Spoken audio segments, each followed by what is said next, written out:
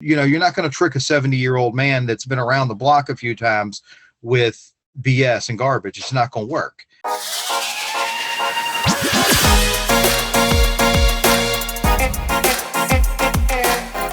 Hello and welcome to episode 114 of the Smart Agents Podcast. My name is Michael Walter and I'll be your host. In today's episode, we are joined by Hampton Roads, Virginia-based Bob Thompson.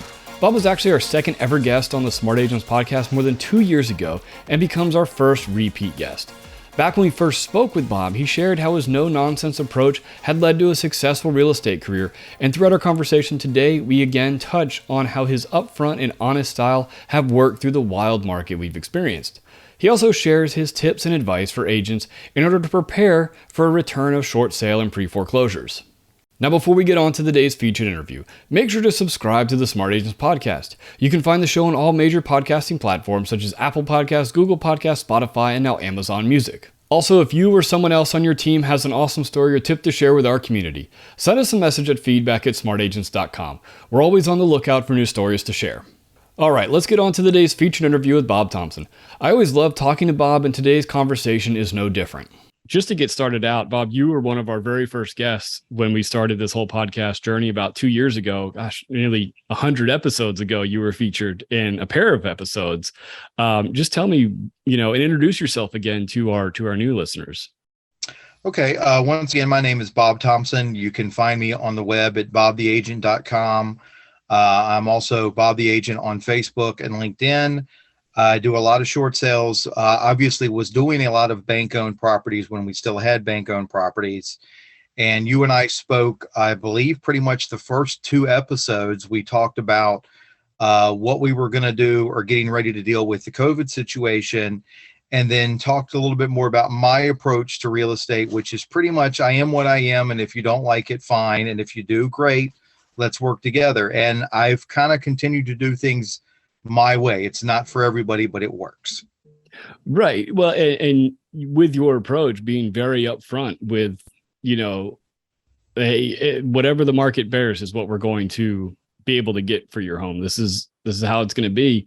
I think, having an honest approach is really helpful, especially when there's such a, throughout such a crazy market that we had over the last 2 years, and really kind of coming off of that now. Yeah. And like, for instance, the one I was talking to you about before we started the podcast on Pontiac in Suffolk, that was a for sale by owner on Zillow. And I literally called the guy and I was like, okay, well, the problem is your pictures are garbage and this is what we need to do. And at first he was offended and he hung up on me. And then he called me back and he was like, well, Mr. Smart Guy, what do you think you can do? I said, well, this is what I would do. And he was basically, he had taken the photos himself, which is fine. A lot of people take good pictures, but he had focused on the kitchen from the 1970s. He had an additional bedroom and bathroom he hadn't even listed because he wasn't sure it was a bedroom and bath. So I went over there, met him. He's got a beautiful on the water view. So I'm like, this is our focus. I said, yes, the house is dated, but we focus on this beautiful view that it's now 4-bedroom, 2-bath, not 3-bedroom, 1-bath. These are the type of things that we focus on, and got the listing from there, and just point blank was honest with him. And I think it surprised him. Again, the man hung up on me the first time, which was fine. It is what it is. Put it this way. I wasn't going to get the listing unless I talked to him, and I wasn't going to do the usual, well, I've got a client that's interested and how are you? You're not going to trick a 70-year-old man that's been around the block a few times with BS and garbage. It's not going to work. You're better off just being point blank honest. This is why your house is not selling.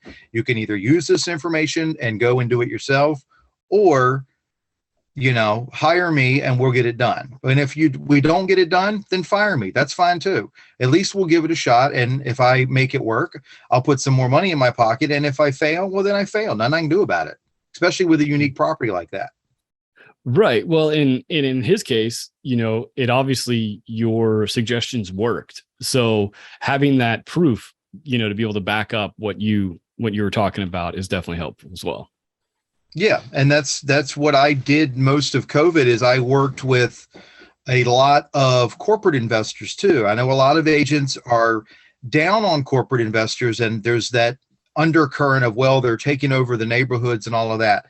I think corporate investors only are up to maybe 5 to 8% across the country on buying property.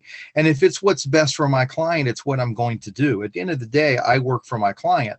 And if the corporate Mhm. investor, especially during COVID, if they're coming in paying full price, cash money, no inspections or minimal inspections, and they're moving forward, then that's what my client needs to do. And Mhm. quite honestly, it worked in my benefit because we got it done faster. There's less emotional hassle, and it was just easier. So, and it got my foot in the door. I had a lot of folks that the corporate investor didn't buy their property, but we listed it anyway because they knew they were dealing with somebody that was going to be honest with them. And I would never call them and go, "Hey, I've got a buyer." I would point blank say, "Look, I got a corporate investor that's paying full price. I got regular investors that aren't going to pay full price. Send me some photos, send me some pictures. Let's see what happens. At worst case, you don't have to talk to me ever again. Or if I get it under contract, we'll move forward and close the deal." Very nonchalant, and you do what you want to do. And 9 out of 10 times it would work out. Not all the time, but Mhm. it's like anything else. We keep trying. Right. Yeah. I mean, I had one of my neighbors went the investor route. And, honestly, for him, he's a very private person, didn't really want people coming in and out of his house. So that was the perfect situation for him. And he also had to move because I think his mother, was going through some health issues, and he needed to move further south. Yeah. And during COVID, there was a lot of folks. I had a lady that during COVID was in the middle of cancer recovery and didn't want a lot of people in our house. We were in a hot neighborhood. I had clients that were interested in that same neighborhood. So I brought them in before we even did anything. They loved it. And I just basically laid the terms out like you would anything else as a grown up. This is what the house, the benefit that the buyers got was they got first dibs on it. The benefit for the sellers was they still got top dollar. Yes, they probably could have squeezed another 5 to 10 grand out of the deal, but they didn't want to do all of that. They didn't want, with a wife in recovery from chemo, they didn't want a bunch of people in the house. So we put the deal together. Everybody walked away happy, and that was the end of it. Was it fair to all of the other buyers that were in the neighborhood? No, but too bad. You're not my buyer. I'm sorry about that. But again, I care about my clients. I made my sellers very happy. I made my buyers very happy. And that's all that matters at the end of the day. Sorry. Right. Right. So over the course of the last, couple of years, and really, we obviously, like I was telling you earlier, in our market here in Florida, it really kind of peaked in February, kind of March time frame, and then it's kind of started to trail off since then. What's it been like in your market? Basically the same. It's the regular. We still don't have enough inventory. So houses are still selling strong. The difference is a lot of agents are still overpricing like it's March. And that's been the biggest problem. I had some buyers recently, which 400 is a good strong number in my area. So the lady that the seller had the house listed at 410. We waited about a week and a half. The price dropped to 4. Then we came in and got, I think, another 6 grand in closing cost after that because they were ready to sell. And again, part of the problem was they had it overpriced in the first place. I've got a couple of unique properties that I've had trouble selling, and that's really where it matters. Is the unique properties are not, people were buying anything. I don't care what it looked like. They were buying it because it was available. So I've got one that we're going to have to drop the price on. It's an estate situation. It's a unique property, and he knows it. And like I told him, I said, you can either, if you want to go back to selling it for sale by owner, by all means, do what you got to do. We'll keep trying otherwise. And then, of course, that one in Suffolk that we've finally got under contract, and he's appreciated the things that I've done for him. The other problem we had is I lost a couple of buyers because they just got so emotionally invested in property, they didn't get it, or the closing date extended. I had a friend of mine, I helped his sister buy a property, and the deal was that the lady originally was going to move out this was probably March or April, and she was going to move out in May. She was actively looking for a property, so it's open-ended. And then she basically turned tail and said, I'm buying something brand new. I'm not moving out till the end of September. And my buyer flipped her mind. Now, granted, we found her a beautiful condo, close to $100,000 under her budget. Like, it was perfect, close to family and everything. She was very emotional already. And when the buyer decided that when the seller decided they were not going to sell right away, she lost it. She fired me, everybody, and pitched a fit. Deleted me off Facebook, the whole 9 yards. Nothing I can do about it. Even the other agent was upset that the seller had done this, but the seller had every right to do that. And within a week and a half, the thing was back under contract. And I tried to explain to my buyer, I'm like, okay, yes, you can't move in now, but come September, you can still move in. You're still getting the same deal. It's still same beautiful house. She wasn't having nothing of it, blamed it completely on me. My buddy was upset about it. It's his sister. And I was like, it is what it is. Somebody's got to get blamed. When it hits the fan, somebody has to be blamed, whether it's the store manager, whether it's the agent, whether it's yelling at the kids when you come home because you've had a bad day. Somebody's got to get blamed and get yelled at. And it happened to be my turn. Right. Well, and I think just over our conversations that we've had, it's one of those things, you let that roll off. Like, you can't worry about that. It's on to the next. Yeah. And she was excited, and I don't even know if she's ever found a house. I'm not going to reach out and ask that question. She knows I'm here. And if she wants to, and I knew she was emotionally wound up from jump. So I had a feeling when this one, because we had lost one before and she pitched a fit and all of that. And then, so I knew when the second one, when it died, the way it died, I was like, we're done. I was like, I am getting fired. I was like, this is happening. And I hadn't been fired in several years, so I was probably due for it. It happens. What do you, there's nothing I can do about it. So it just kept moving forward, as always. That's why we always try to have multiple things going on at the same time, because we can't rely on just one thing to save the day. Right. Absolutely. So you mentioned earlier, some of the things that you're seeing in your market, like just some of the listings are still, a bit overpriced. And I think that it can really hurt, especially some of these newer agents that have come into the market, when it was so crazy and it was so hot. If they're still listing these places at too high and they're continuing to have to drop their prices, it's really going to hurt their reputation. Yeah, they're going to lose because they went off of what happened in March, and it's not March anymore.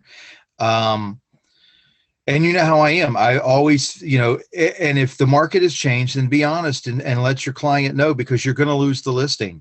Having it listed and it not sell is not doing anybody any good. If there's a reason for that, that's one thing. If there's a strategy, if there's a game plan, if there's an understanding that, you know what, Bob, it's an estate situation. The house is vacant. It's costing me $300 a year to maintain it, whatever. Don't care. We're going to find our buyer because we've got a unique property. Well, as long as everybody is on board with that and understanding, that's fine and dandy.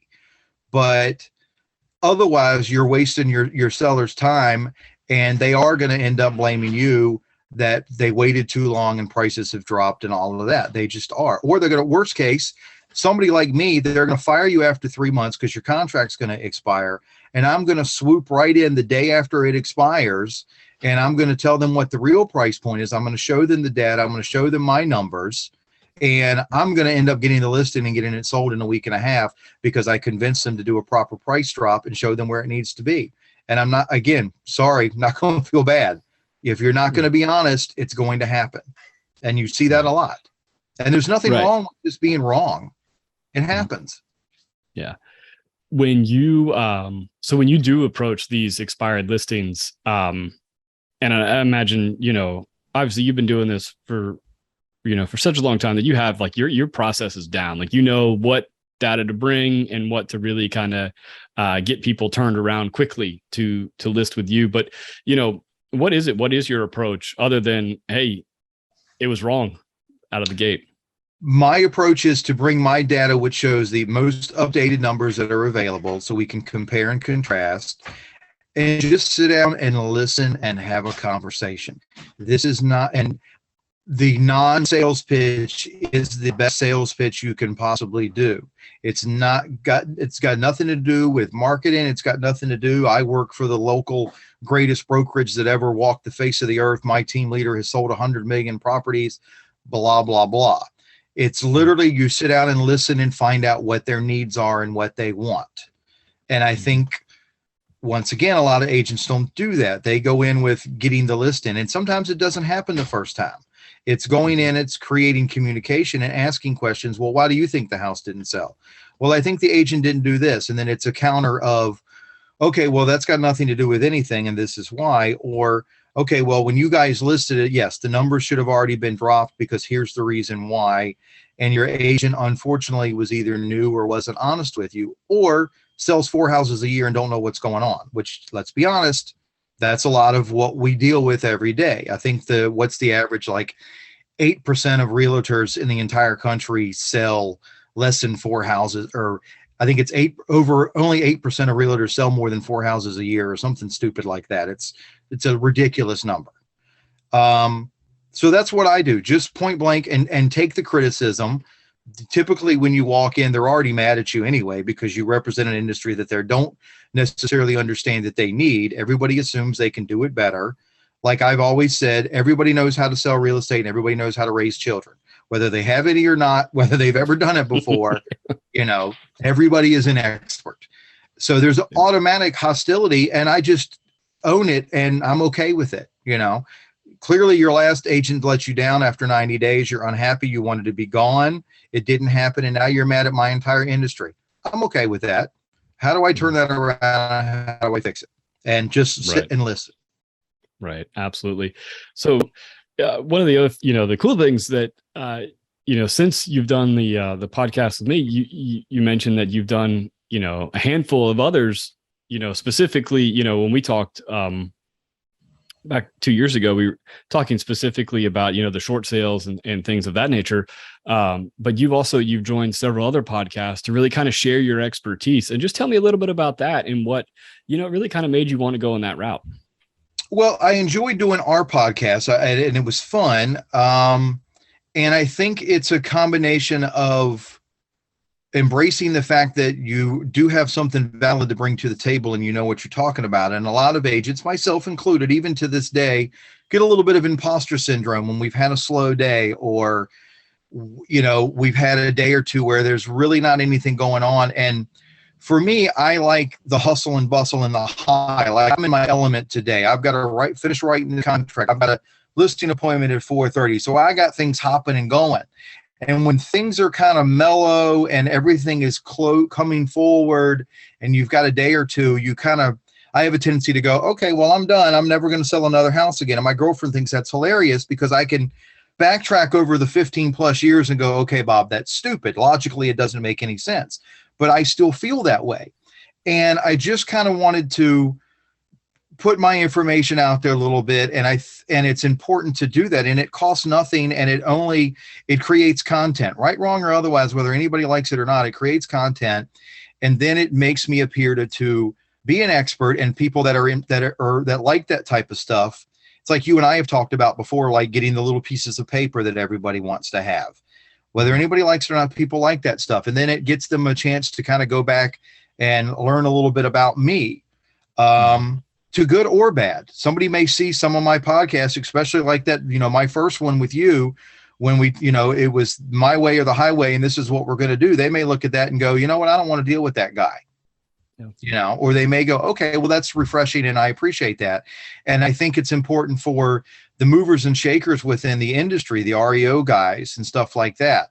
I don't have a 4-year degree. I may not have the cleanest resume in the world, but you can listen to what I'm saying and understand I know what I'm talking about. And that may add up more than anything else and get me get me inside the door on another REO company to do their foreclosures and things of that nature. So it's been working well. I like it. I've even done a couple of outside non-real estate podcasts.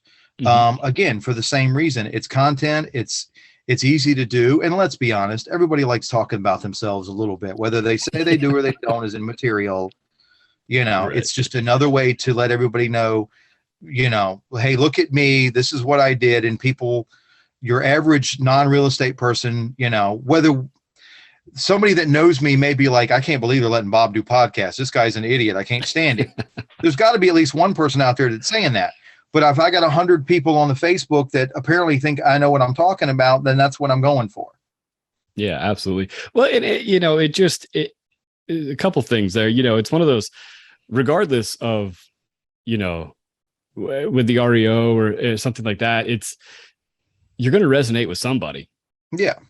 Everybody kind of pulls and draws from different things. Nobody is a 100% person Y follower and does everything that person Y says. They're going to pull from everything. So I think that's the great thing, especially about this industry, is that you can really, you can learn so much from so many different ways of doing business. Yeah. And it's so easy and cheap to do now. I get irritated when agents, are, well, I'm going to follow this guy and I'm going to do this. And then suddenly you're, or the guy that, sold 4 houses is now a world-class trainer and all of that. It's like, really, come on, seriously, you've put a good package together and I respect that. You're making your money and doing your thing. That's fine and dandy, but you always want to take stuff from different people. And even to this day, when I see this, hey, how to get 50 listings in a week and a half by, using these magic words, I'll look at the free stuff because I'm like, well, I might be able to pull a nugget out of there or take a piece of it and throw it on my site or whatever the case may be. 95% of it is garbage, but it takes 10 minutes to look through it and go, I never thought of that before. That's interesting. Mm-hmm. Or the same thing from like when my insurance guy sends me some stuff and I'll be like, oh, that's a good idea. And I can revamp that and use it for my real estate stuff and just get in front of people.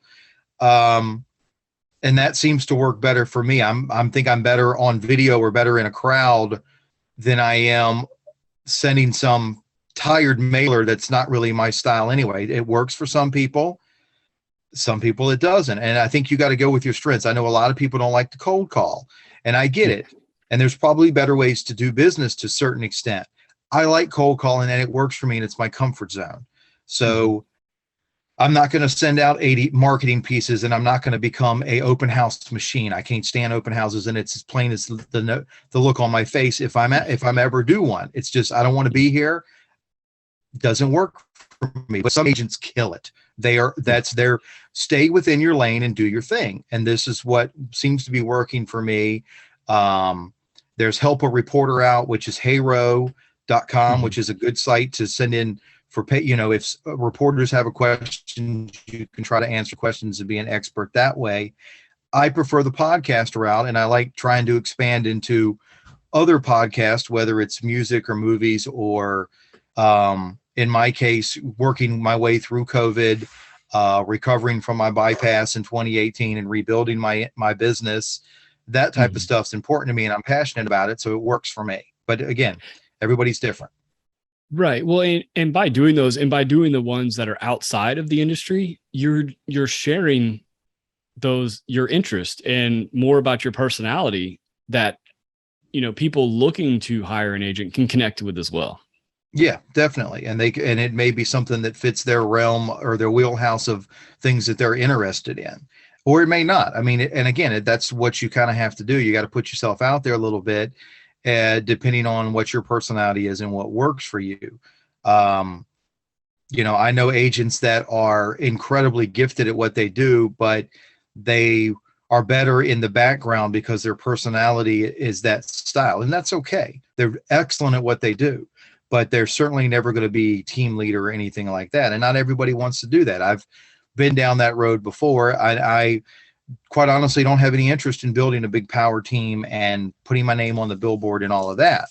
But I'm always willing to, we had an agent on Facebook yesterday that was concerned about a sale that's the property that she's going to be listing that's going to go to foreclosure in 3 months. And everybody's trying to give her advice. And my advice was simply, here's my phone number, call me today and I'll help you. Who cares? It takes 20 minutes to go, we're going to do this, this, and this. Keep me in mind if you need any help. I'm not charging for that. It's just a simple matter of, hey, I want to teach you something and you'll get better at it. Then instead of getting inundated with, well, if you do the Tom Ferry method and if you do this method and, blah, blah, blah.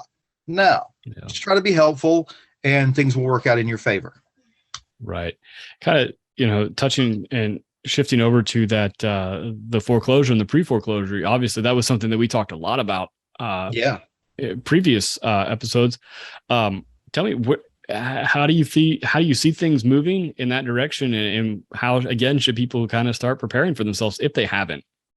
It's starting to come back. I have one. Like I literally got one like 3 weeks ago. It's an estate situation. Their father unfortunately passed away last year. They're still living in the house, but they're in the process of moving out. We're setting up for cash for keys and all that. They're going to slowly start creeping back in, and then it's going to come pretty fast. But it'll be a while. My recommendation for agents is to start filling in the paperwork, figure out how they can get into that industry, get those, again, take advantage of this time frame and get those documents that you need to get in there, because we're going to need them across the country. The beauty of the market when it did go up is I had several clients that would have had to foreclose 2 years ago, but made enough money when the market jumped to sell their property. So follow up with those type of folks that were on the cusp and thought they were going to lose their house. Now they can walk away either even Steven, or even I had clients that made 30 grand, and 2 years ago they were going to lose money. We were going to short sale it, and now we didn't have to.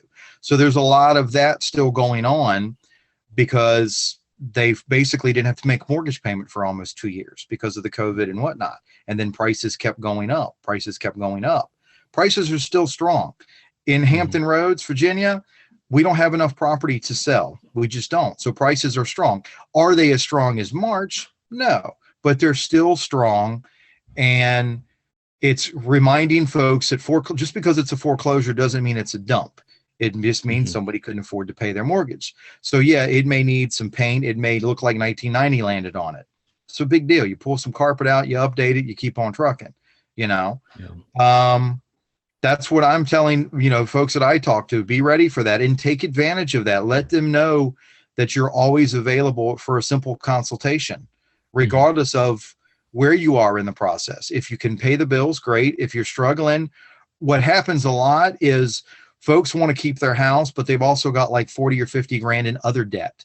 So there has to be somebody outside the box to say, guys, let's call it done. Let's clean house and start fresh, and remind them you can do that at any age. It's been done, and you keep on trucking. And I know I say that way too much, but it's true. Well, and I really like what you said there about, reaching out to those folks that maybe were in a pretty dire situation a few years ago, and because of the way things kind of shook out, were able to hang on.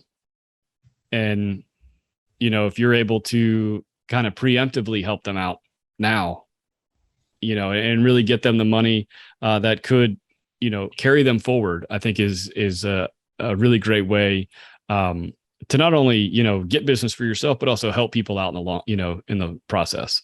Yeah, especially in my area with military folks that are transitioning out of the area. I've got several folks that I'm waiting on for the Navy to give them when they can leave, and then we will put the house on the market. And they're in that situation where they hadn't been paying the mortgage, and they're not necessarily going to make anything, but they're not going to lose either. They can afford to, at least they're going to break even. It won't hurt their credit. A lot of first time rental owners. I sold a lot of that type of property during COVID, because they got tired of being landlords, or they weren't getting their checks.